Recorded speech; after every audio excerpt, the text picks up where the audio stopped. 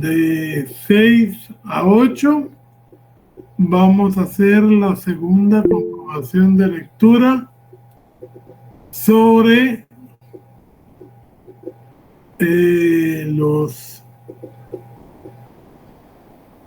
libro de principios.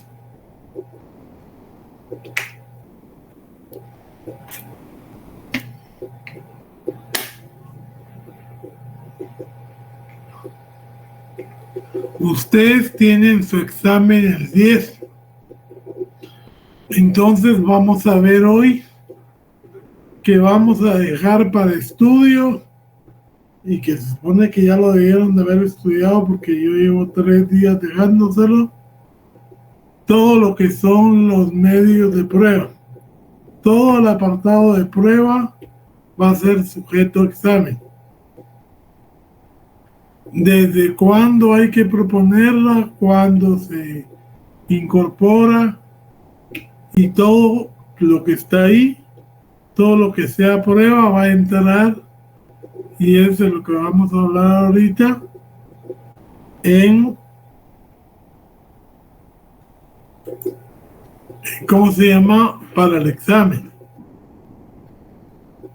Y la comprobación de lectura es siempre el libro de apuntes, principios de derecho penal.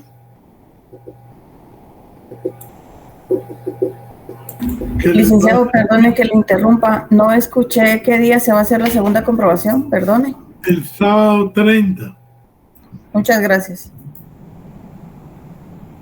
De 6 a 8.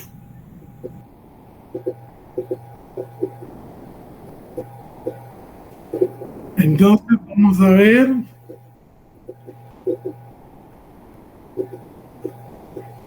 el medio de comprobación inmediata que debe hacerse a la hora de un delito es la escena del crimen. Nosotros tenemos muy fijo la escena del crimen para hechos violentos, muertes, sean culposas o sean dolosas, y obviamente pues es parte de las, digamos, comúnmente llamadas escenas del crimen. Pero también hay escenas del crimen cuando hablamos de robos, cuando hablamos ahorita de la torrentada esta que dejó tantos muertos que realmente debiera de ponerse realmente a pensar uno. ¿Todas esas muertes se van a quedar impunes o habría que digamos que deducir responsabilidades a las municipalidades, a los grupos, o fue que las personas se autopusieron en riesgo, a la Conred? Bueno, porque ¿de qué sirve que digamos esta es zona peligrosa si no la deshabitamos, si no la quitamos, impedimos que se construyan casas ahí, y año con año estamos llevando a cabo las mismas catástrofes que lógicamente se pueden estar repitiendo porque las condiciones no cambian, pues? Y entonces están como los puentes que se llevan los ríos, que se hacen por 1 año, 2 años, y más tarda el puente en hacerse que las catástrofes en llevárselos. ¿Qué pasa con toda esa gente que se quedó sin casa, sin ropa, que se perdieron vidas? O sea, tiene que haber al menos una responsabilidad culposa porque si no se puede vivir ahí, tiene que haber una autoridad que se encargue de velar porque ya ahí no se viva y porque no se sigan sumando muertes, porque no se cumplan con las medidas mínimas de seguridad, y no puede seguirse estando irresponsablemente así. Entonces, ese es un ejemplo de escena del crimen. Pero en delitos de omisión. Y entonces, lógicamente, tenemos que ver que la escena del crimen, un asalto, un robo a una casa, son escenas del crimen que hay que irlas viendo. Ya no digamos en el caso de que acribillan gente, en el caso que pasan disparando a la población que está haciendo deporte. Todos esos son escenas del crimen y tienen que procesarse adecuadamente. A mí siempre me ha llamado la atención la división que sigue habiendo, de que si aquí estamos hablando de investigadores criminales y el monopolio de la prueba criminal la tiene el INASIF, porque el Ministerio Público es el que levanta la escena del crimen. O sea, debiera haber una transferencia, para mí,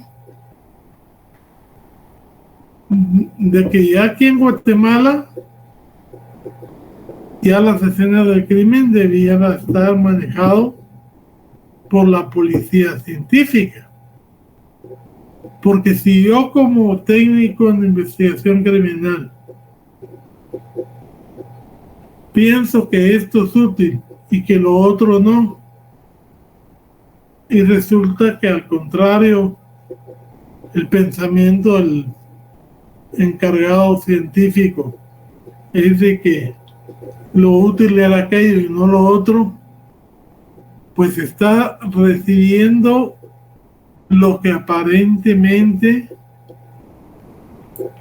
para ellos es útil, pero no propiamente lo que tal vez podría apreciar un criminólogo, un experto un criminalista.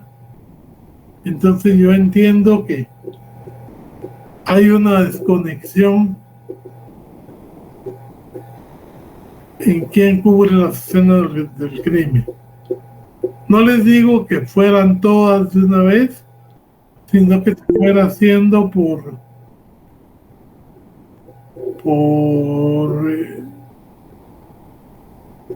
sucesión. A ver, doña Karin, joder.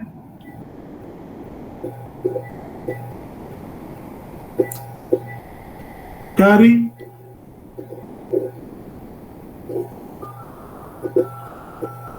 Perdón, Lick, se me levantó la mano. Ah, bueno, no hay pelo. Ahí la baja. Gracias, gracias. Porque sí me sigue pareciendo, cuando no había INASIF, porque surge después del Ministerio Público, esa parte de la investigación sí debiera llevarla el Ministerio Público, pero ya viendo INASIF, debiera haber un cambio en las funciones de la investigación. Me preocupa mucho la cadena de custodia Me preocupa en los 5 juzgados de turno que trabajan las 24 horas, pero me preocupa más en aquellos municipios donde no está este sistema, porque la cadena de custodia prácticamente no existe hasta que presentan al procesado al juez o al Ministerio Público. Y entonces no hay cómo autenticar, y ese es el fin de la cadena de custodia, autenticar que lo que se incautó efectivamente es lo que está llegando al debate. Si no tenemos todos los pasos, desde la incautación, pasando por los peritajes, hasta la presentación en el debate, no se está guardando la cadena de custodia, y entonces esas pruebas pueden ser viciadas porque no hay cadena de custodia. Ahí en el libro ustedes pueden ver hasta la cadena de custodia y les explica ampliamente cómo es que funciona y qué tipos de cadena hay. Entonces,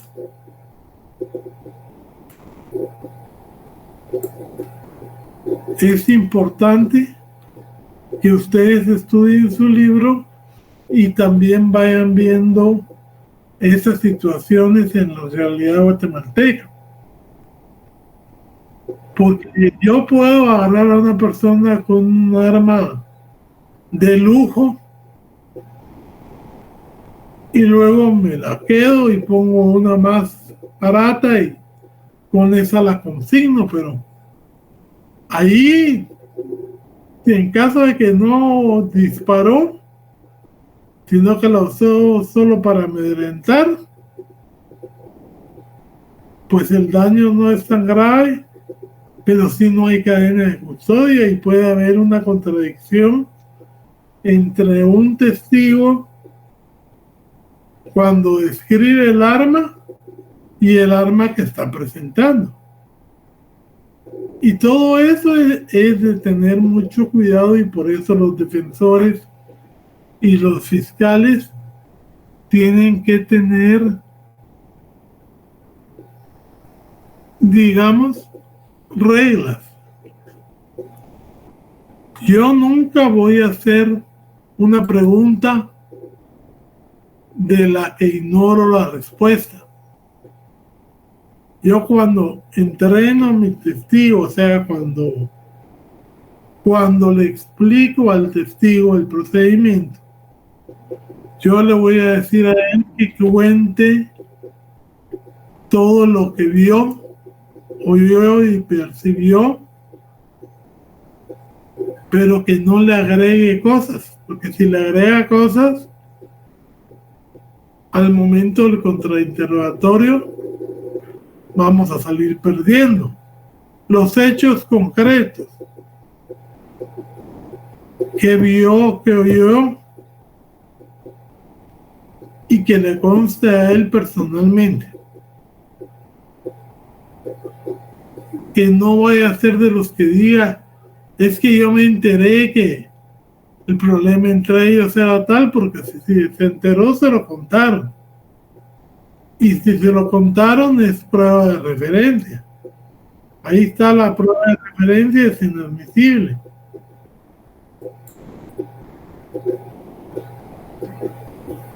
También en derecho penal ya no existen las tachas.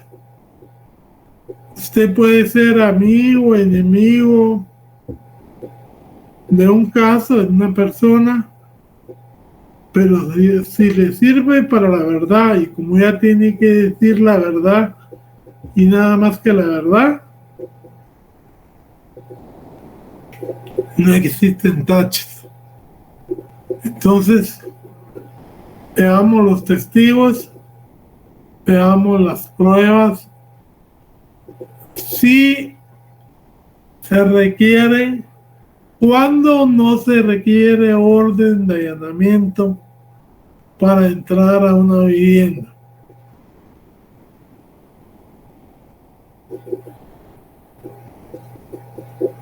En lugares públicos. En lugares públicos, muy bien. Si, por ejemplo, la policía va corriendo tras de un delincuente y este se mete en una casa, ¿requerirá orden para ingresar? No. No, licenciado. Porque son las excepciones. Cuando alguien, por ejemplo, lo que pasó en el cementerio, que pasaron unos agentes en un cementerio de no sé qué pueblo, oyeron que pedían auxilio en una cripta. Y dice que no hicieron nada porque, como eso es propiedad privada, habían enterrado a una persona, pero la persona no estaba muerta.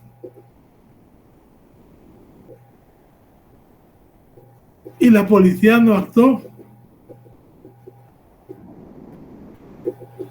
¿Qué pasaría ahí? Falta de conocimiento de las leyes, licenciado, porque ahí sí tenían que haber actuado ellos, por lo menos cuando exista algún auxilio, alguna persona de una casa hubiera pedido auxilio, sí era conveniente. Olores fétidos. Si usted en un apartamento siente que hay un olor a cadáver, no necesita orden. Usted puede entrar. O sea, cualquier señal de auxilio. Está incendiándose una casa, usted bota la puerta y intenta auxiliar a las personas. Esas son causas de fuerza mayor que la misma ley reúne. Ahora, ¿cuándo necesita orden de allanamiento? Para entrar a casas o moradas, pero tiene que explicar el por qué. Puede haber orden de allanamiento cuando se quiera detener a una persona. O sea, yo creo que la persona está escondida en esa casa, que es la casa de la mamá. Entonces yo voy, ahí están los requisitos de la orden, el código los tiene, qué debe contener. Lógicamente, si usted va por la persona, tiene que pedir un cacheo, un chequeo, para ver las evidencias que pueden estar ahí. Entonces se pide la orden por detención de la persona, registro e incautación. Lógicamente dijimos, si fuera en caso de evidencia que no se pidió la orden, pero es a simple vista, encontramos drogas, lo que hacemos es que pedimos la ampliación de la orden del juzgado, que puede ser uno de turno, para registrar e incautar.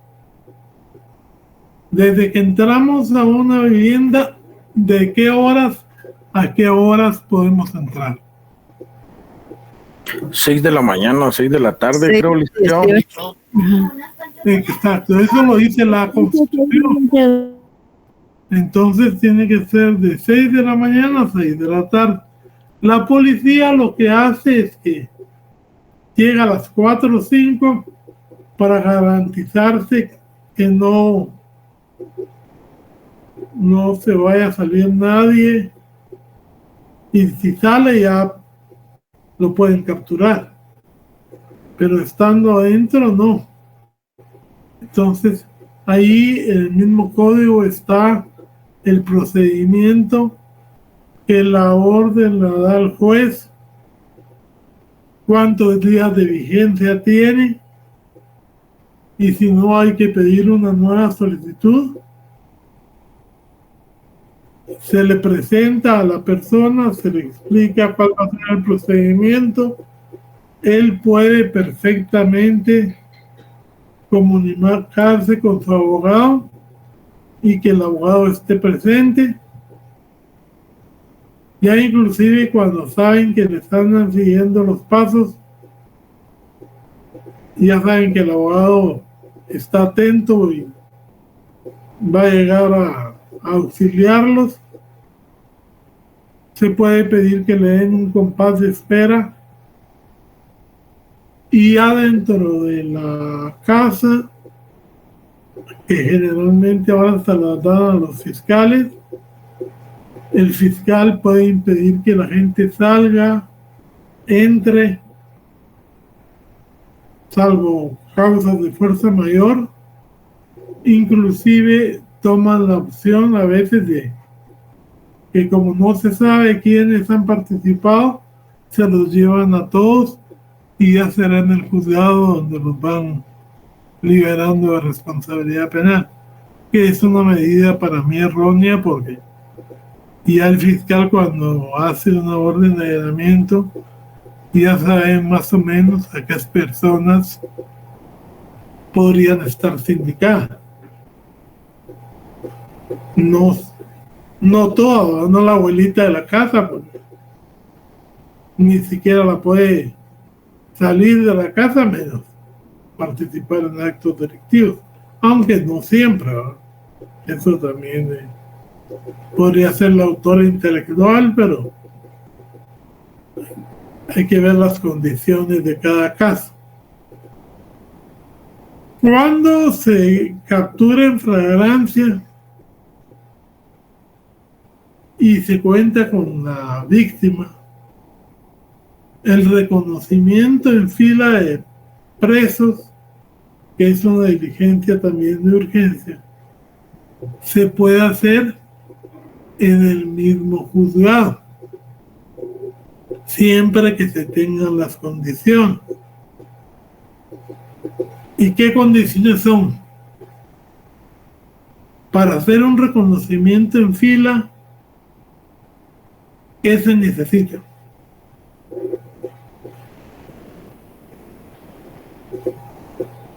Han devorado sus códigos, por lo que veo.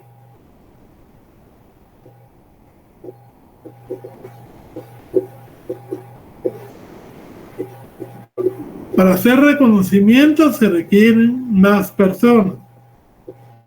Pero más personas, ¿de qué condiciones? Similares a las del procesado. Porque si usted va a sindicar que fue una persona bajita de 1.10 m y va a poner para reconocer uno que pesa 300 libras, otro que mide 1,50 m, se estarán respetando las reglas del reconocimiento. Artículo 246.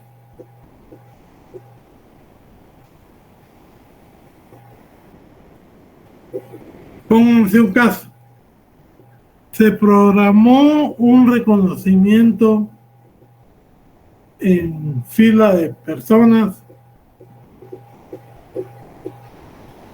y cuando estaba entrando la policía le enseña la foto del sindicado a la víctima,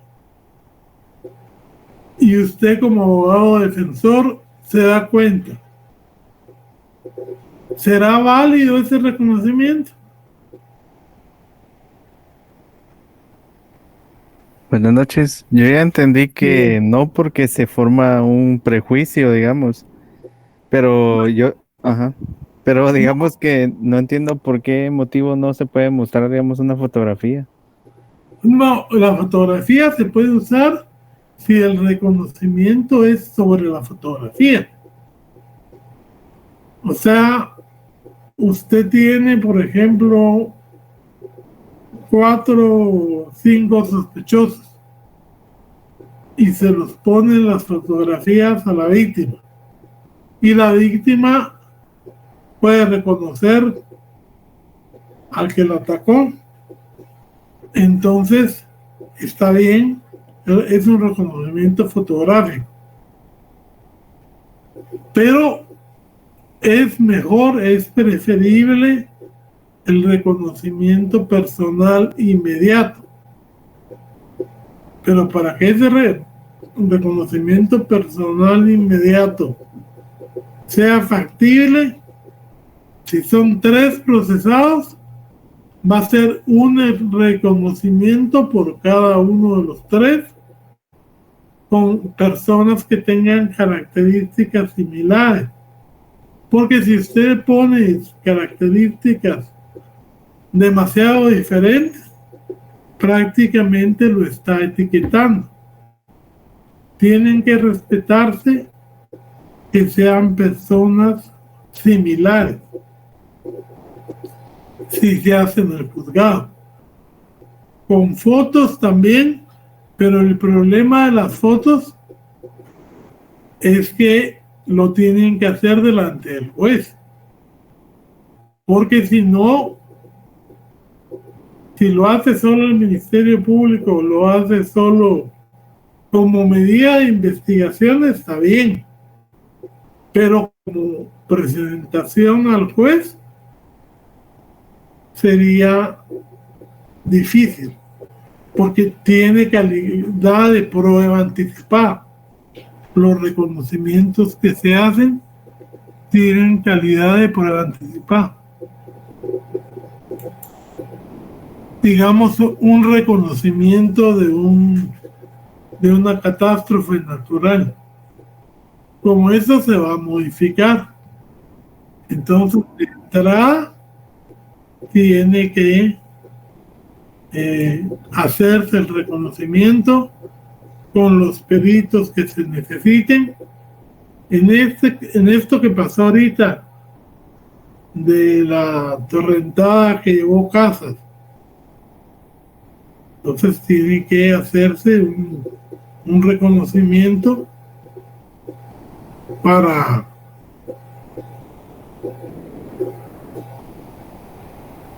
ver realmente cuál era la situación antes, si se puede, qué fue lo que agravó la crisis, lo que creció el agua, todo eso, para ver, digamos, las responsabilidades penales después. Esto prácticamente tiene que haberse hecho ya, porque si no las cosas cambian. Si se hace un mes después, ya no es la misma la situación.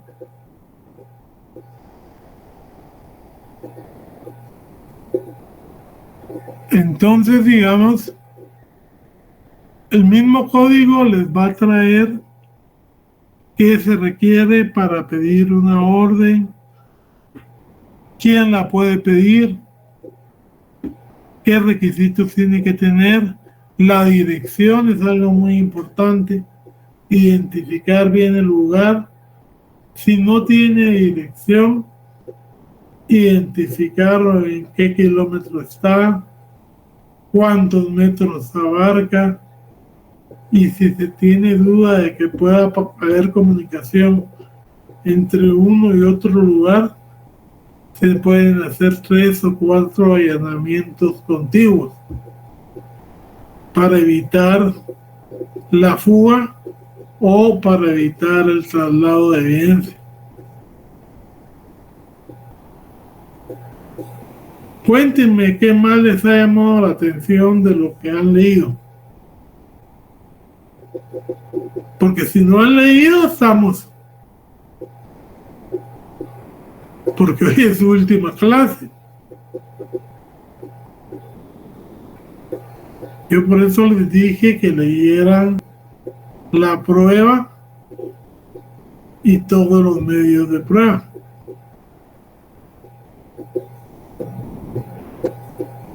Siempre Cualquier duda que tengan, me la pueden preguntar escribiéndome al sitio público del Classroom, porque así la respuesta que les dé les sirve a todos.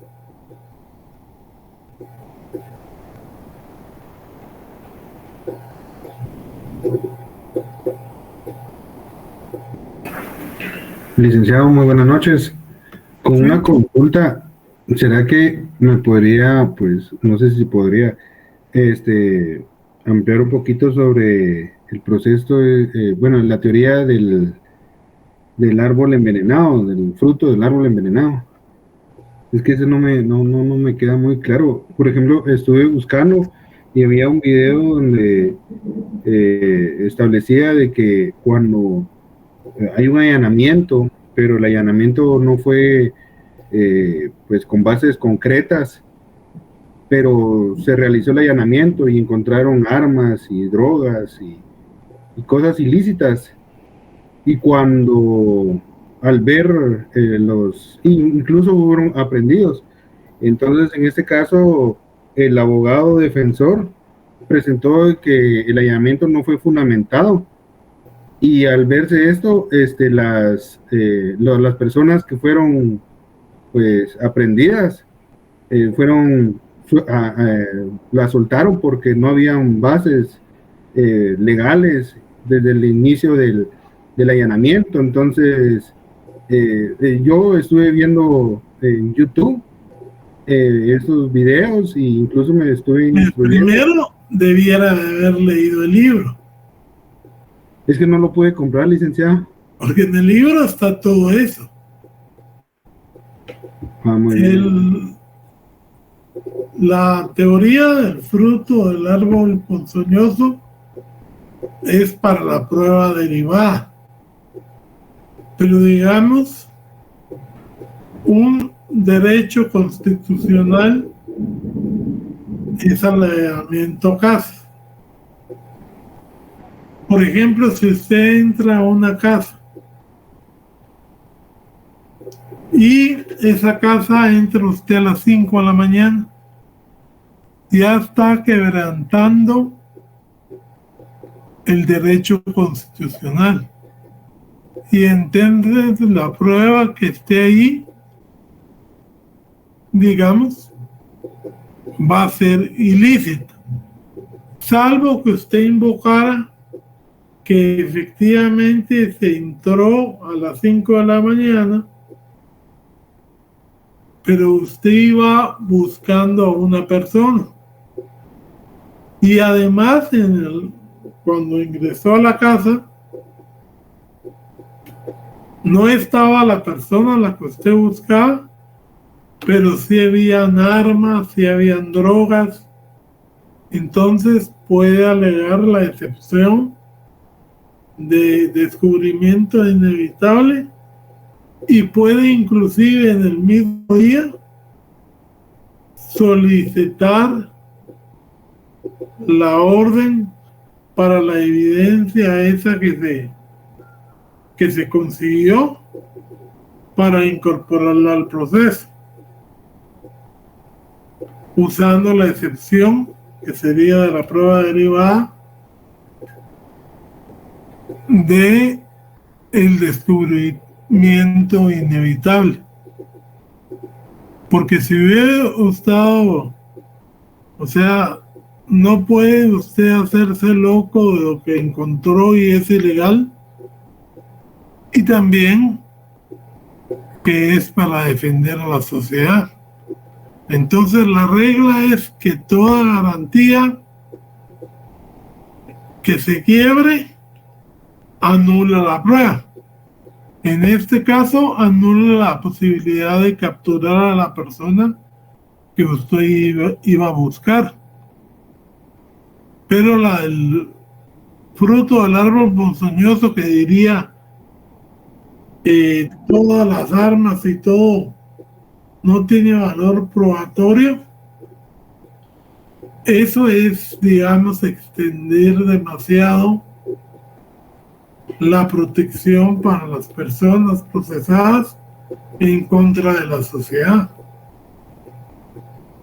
Entonces hay que buscar un equilibrio. Porque usted encuentra, por ejemplo,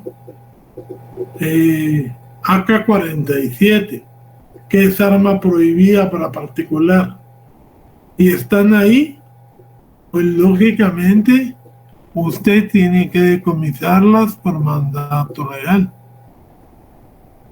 Pero eso también le permite iniciar una investigación sobre por qué esas armas están ahí. O sea, ahora la ley ha sido un poco más, digamos, equitativa, o es un poco más equitativa entre el peso de la seguridad social, la seguridad de la sociedad y los derechos del individuo. O sea, la intromisión a la casa estaría, digamos, viciada. Pero las otras pruebas, dependiendo qué tipo de arma sea y todo, sí podrían quedar consignadas en el proceso, porque sería un descubrimiento inevitable.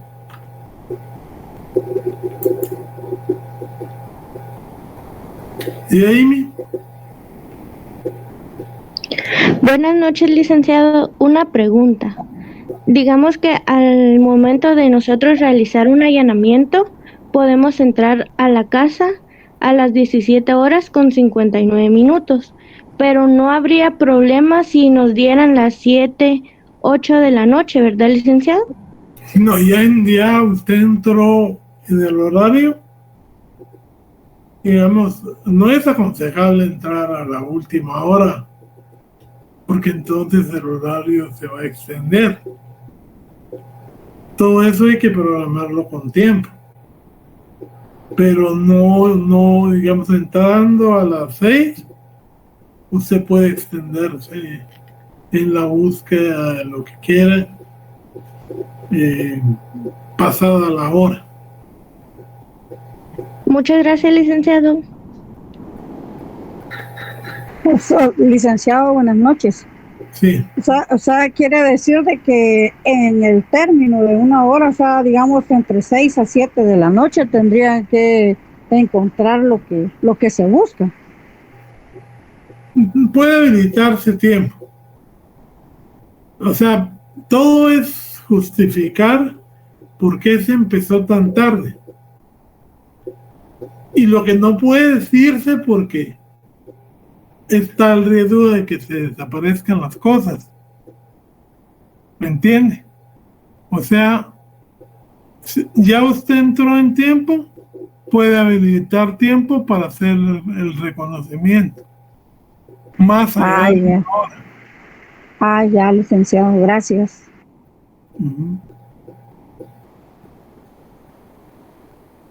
Buenas noches, licenciado. Perdón, ¿usted me podría como explicar un poco el artículo 199, que es de cosas no sometidas a secuestro? Léamelo. Ok, dice cosas no sometidas a secuestro, no estarán sujetas a secuestro. 1.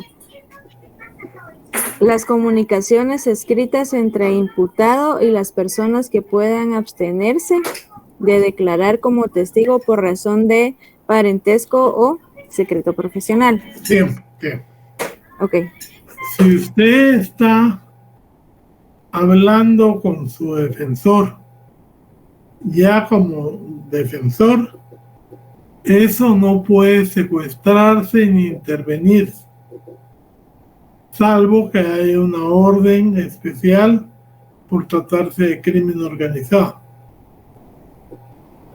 Las comunicaciones, las cartas entre usted y su esposa, usted y sus hijos, usted y su suegra, que no sé si habrán, pero toda comunicación que goce de el privilegio por ser 4º grado de afinidad por ser cuarto de consanguinidad y segundo de afinidad, están protegidas. Entonces, esas no pueden ser intervenidas o secuestradas, porque violarían el principio de no declaración en contra de parientes, que es un privilegio. Que les decía yo que los privilegios evidenciarios, yo tengo ahí 9 que están reconocidos en nuestra ley, y esos privilegios evidenciarios son prueba pertinente, pero no admisible,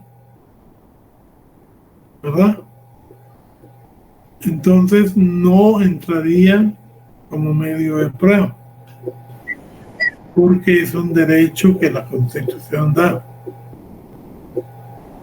Siguiente. Ok, le comprendo. La 2 dice, las notas que hubieran tomado los nombradores anteriormente sobre comunicaciones confiadas por el imputado sobre cualquier circunstancia. Sí, pues lo que hubiera sido revelado antes de que iniciara la investigación. Del artículo primero, inciso primero. La limitación se refiere cuando las comunicaciones están en poder de las personas autorizadas. No se lo oyó mucho. Repita, por favor. Ok, dice las limitaciones solo regirán cuando las comunicaciones o cosas estén en poder de las personas autorizadas en los artículos anteriores. Sí, pues. O sea, si ya lo que yo dije o la comunicación que le di está en poder de un tercero, entonces ahí ya puede ser usado. ¿Ya? Le comprendo, gracias, licenciado.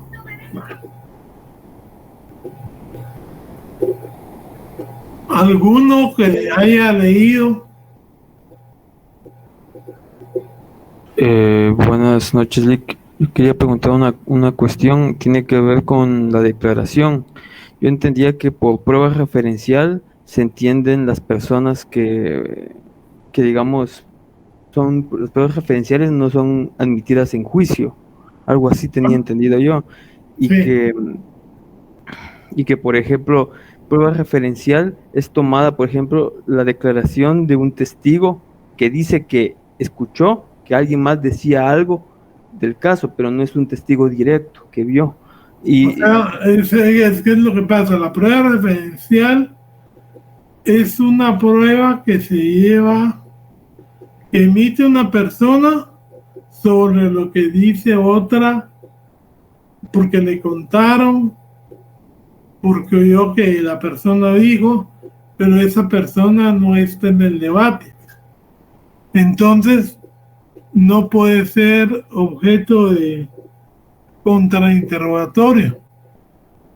Porque si a mí me contó una persona que el señor que llegó iba muy bravo, yo no le puedo preguntar, ¿y por qué dice usted que iba bravo?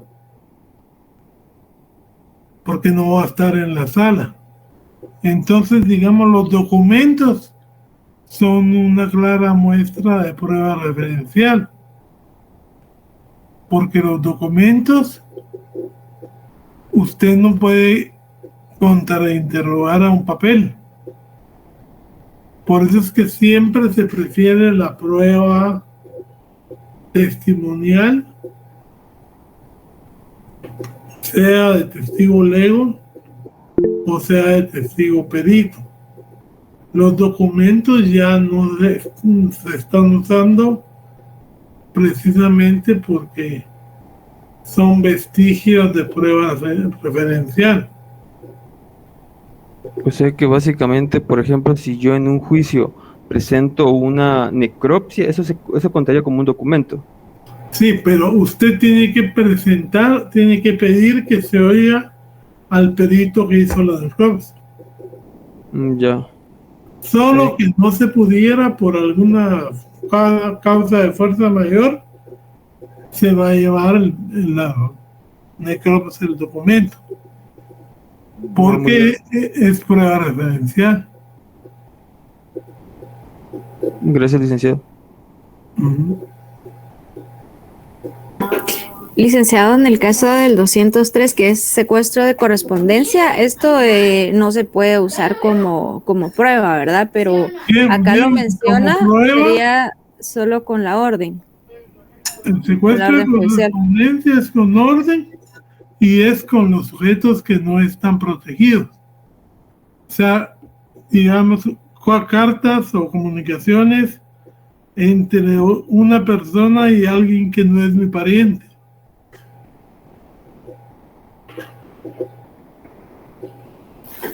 Ok, en esa situación sí se pueden utilizar entonces, pero sí se necesita la orden judicial. Sí. Okay.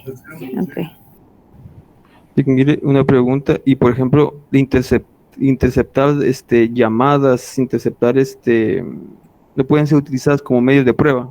Sí, pero tienen que ser autorizadas por el juez cuando se trate de delincuencia organizada.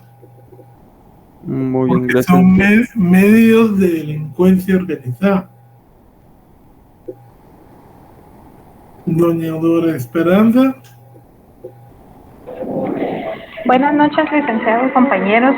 Yo tengo una duda, licenciado, respecto a un artículo, es el 184, que es el hecho notorio. Yo tuve la oportunidad de estar en unas audiencias, en unos debates, y pues vi cómo tanto el Ministerio Público como la defensa pues llegan a un acuerdo en base a este artículo. Pero mi duda es, ¿esta es aplicable a cualquier delito, licenciado? Porque como a mí se me hace un poquito similar a la de aceptación de cargos. Pero la aceptación de cargos pues tiene delitos específicos, ¿verdad? En cambio, este hecho notorio es diferente. Son cosas distintas. Un hecho notorio, por ejemplo, es que el día de hoy amaneció a tal hora y que en la noche empezó a partir de tal hora. Podemos quedar en eso, aceptar que hay luz de 5:30 a 6 y la oscuridad empieza de 7 en adelante. Hay un hecho notorio en que el sujeto murió. O sea, eso no se va a discutir porque ya se sabe que murió. Lo que se va a discutir es quién le provocó la muerte. ¿Ya? Hay hechos que no son controvertidos. Los hechos que no son controvertidos y que ambas partes alegan que no hay duda de ello, pueden ser hechos notorios y sobre los mismos no hay necesidad de presentar pruebas. Ahora, cuando usted acepta cargos, esa es una fórmula que le da la ley de que para optar a un beneficio procesal, usted va a reconocer que cometió ciertos cargos, no la culpabilidad, sino que va a reconocer que sí participó en el desvío de fondos, en la retención de fondos, en lavado de dinero.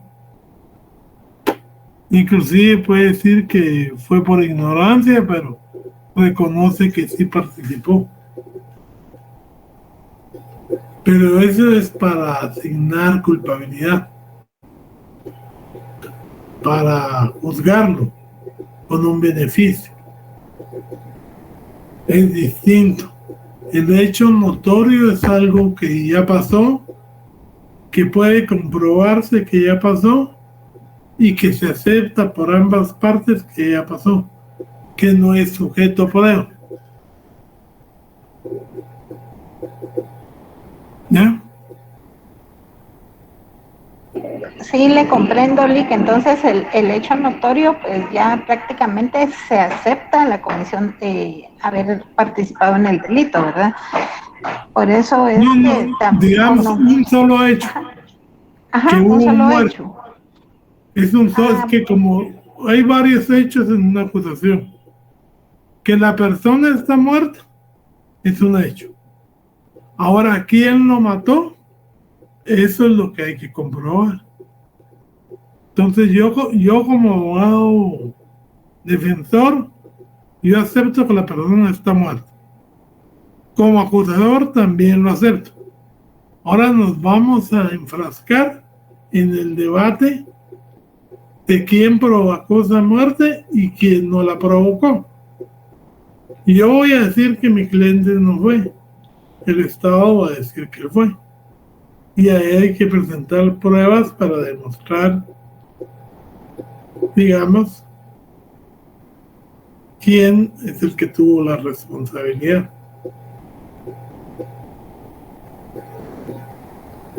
Siempre hablamos de hechos, no hablamos de la totalidad de acusación.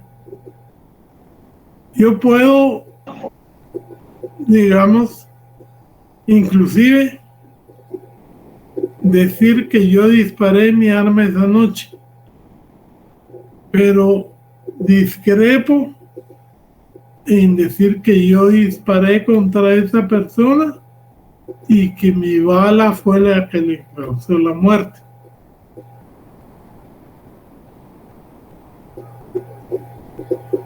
Ya le comprendo, licenciado, muchas gracias. Vaya pues.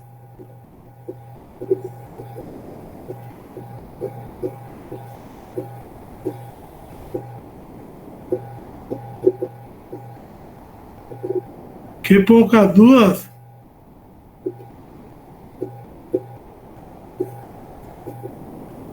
Ojalá así sea para el examen, ¿verdad? Que todo lo tengamos bien leído, porque si no leemos no va a haber dudas. Y yo aquí se las resuelvo. Las discutimos, las platicamos. Bueno, pues. Bueno, pues. El micrófono, doña Esperanza. Perdón, Lick, perdón.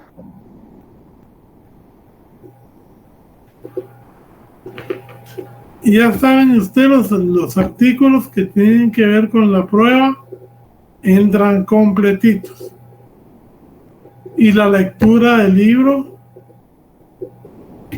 de privilegios evidenciarios, de los requisitos de la prueba, la cadena de custodia y cómo se lleva la prueba al debate también. Estos ya tienen el libro, ustedes ya han hecho comprobaciones de lectura, ya no debería de ser tan difícil, además de que el código tiene todo muy bien desarrollado también. Doña Francisca. Licenciado, el libro de Derecho Probatorio, ¿vendrá como todo o hasta la página 100? ¿Cómo fue la comprobación? Pues mire, hay que buscar por temas. Es que yo así de memoria no me lo sé. Los temas que tienen que ver con prueba, o sea, viene todo, hasta el debate. Son dos temas, el debate y la principios de valoración de la prueba, creo que eso no entran. Pero todo lo demás sí. Ahí está la explicación a muchas dudas que ustedes tal vez pueden tener y que ni siquiera se han dado cuenta. Yo les aconsejo el libro de chiquito. Léanselo y después lean su código. Cualquier duda, pregúntenmela por internet o inclusive pregúntenselo a Milton, que él me comunica a mí y yo le respondo. Pero lo mejor sería usar el Classroom, porque entonces las dudas ya están ya tienen respuesta en una página a la que tienen acceso todos.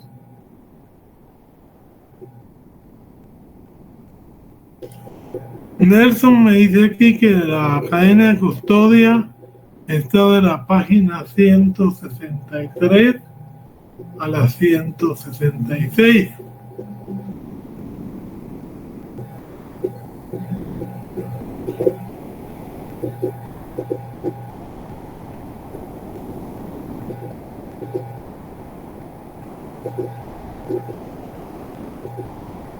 Y siempre el desarrollo del examen va a ser igual.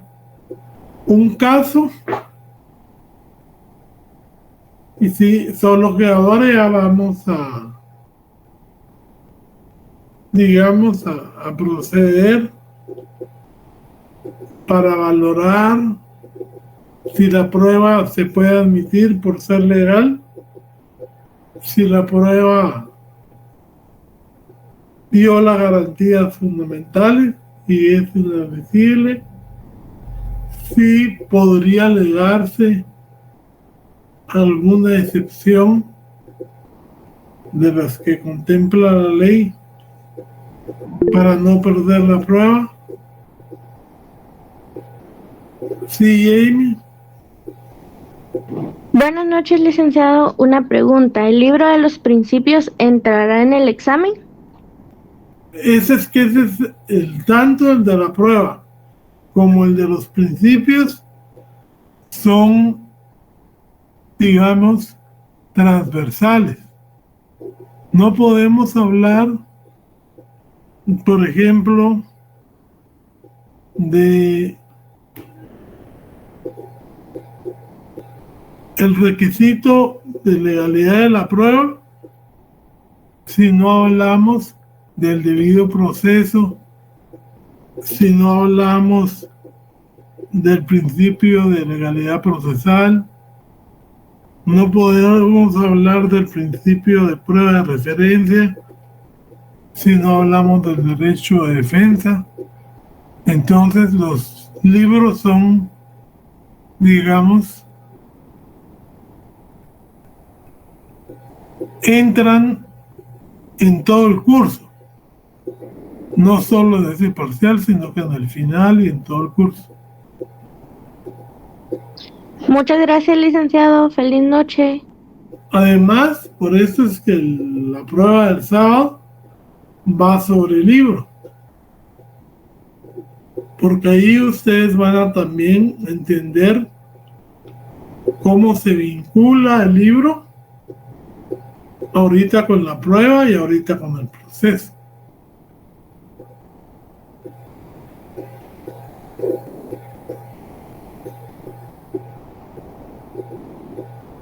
Muchas gracias, licenciado. Feliz noche. Bueno, compañeritos, dejando la posibilidad de la clase, vamos a ponernos de acuerdo con Milton para adelantar una clase el día sábado, tal vez de 11 a 1, para que la graben y así para adelantar más los temas, porque prácticamente ahorita entramos el 2 de octubre, salimos prácticamente a mediados de la tercera semana, de ahí va a ser otras 2 semanas, que son 4 clases, y vamos a entrar ya a finales. Entonces, a partir del sábado, Milton, de 11 a 1, vamos a tener clase para que usted la grabe y le indique a los compañeros dónde la pueden ver.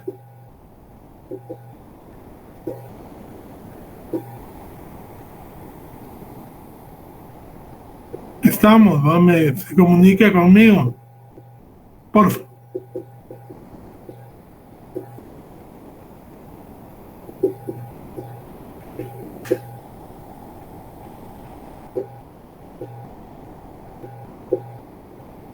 Sí, del 181 al último medio probatorio.